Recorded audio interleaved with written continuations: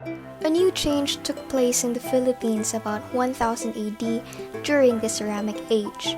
From the archaeological sites, this period is characterized by the appearance of ceramic wares such as highly fired tradeware. It includes the ceramics of the Tang, Sung, Yuan, Ming, and the Qing dynasties. The local pottery made during this time is standard in style and less elaborate. Its style shows influences coming from tradeware. This gave proof to the increased maritime trade and cultural contact between the Philippines and her Southeast Asian neighbors. The quantity of Asian trade materials appears to be greater in the southern parts of the country. Underwater archaeological evidence indicate the existence of trade routes that brought the products of the Spice Islands up from the south, and the luxuriously manufactured items of mainland China, especially silk and porcelain, directly to Filipino harbors. Archaeological evidence showed that there were more Thai high-fired wares found in the southern Philippines. The number progressively became less as one goes north, and in fact, these became extremely rare as one goes through northern Luzon. In northern Luzon, less Asian ceramics were found than in the southern islands, even in terms of Chinese tradeware. During this period, all indications pointed to only two areas in the country where Asian trade appeared to have first taken place. These two places were the western coast of the province of Batangas and the northeastern coast of Mindanao. Both of these places have yielded high-fired ceramics that could be dated between 1000 to 1100 AD or earlier.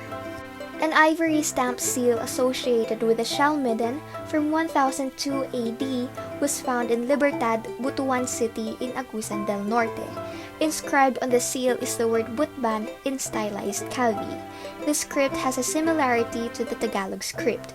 Butban was presumed to stand for Butuan or Butuan since the letters B and W were frequently interchanged.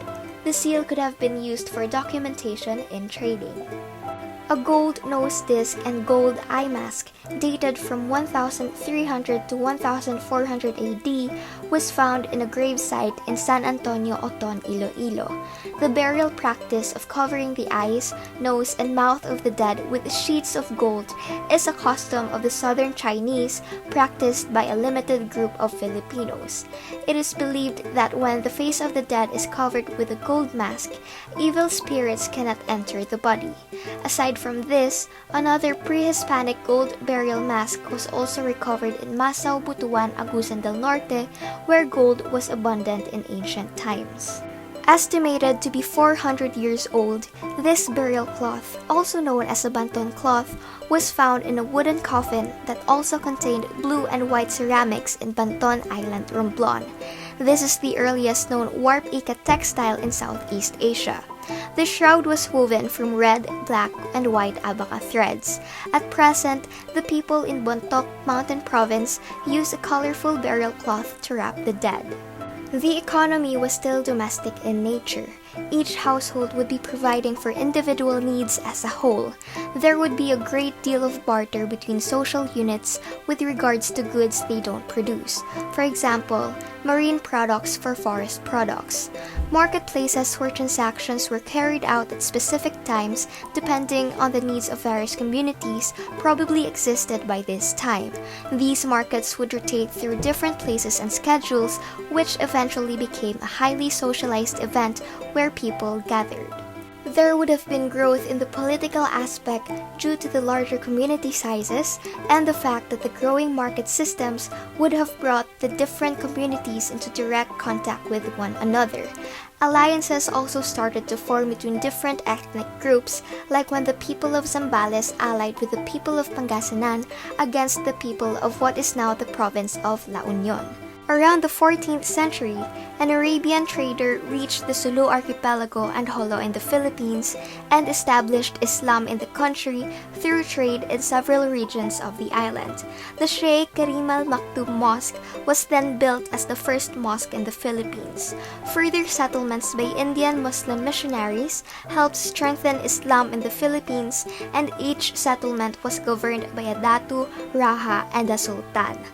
Islamic provinces in the Philippines include the Sultanate of Maguindanao, Sultanate of Sulu, Sultanate of Lanao, and other parts of the southern Philippines. The social and political structures among the people of the Philippines influenced by Islam were the most developed in terms of organization. In this state, the islands of the Philippines were to be reached by the first explorers from the west, and the written history of the Philippines by the Spanish chroniclers was to begin, which we will discuss in the next video about the colonial period in the Philippines. If you wish to see more videos like this, hit the subscribe button and make sure to turn on all notifications so that you never miss an upload. Also, give this video a thumbs up if you liked it and share it with your friends who you think might be interested in history. Thanks for watching! Bye!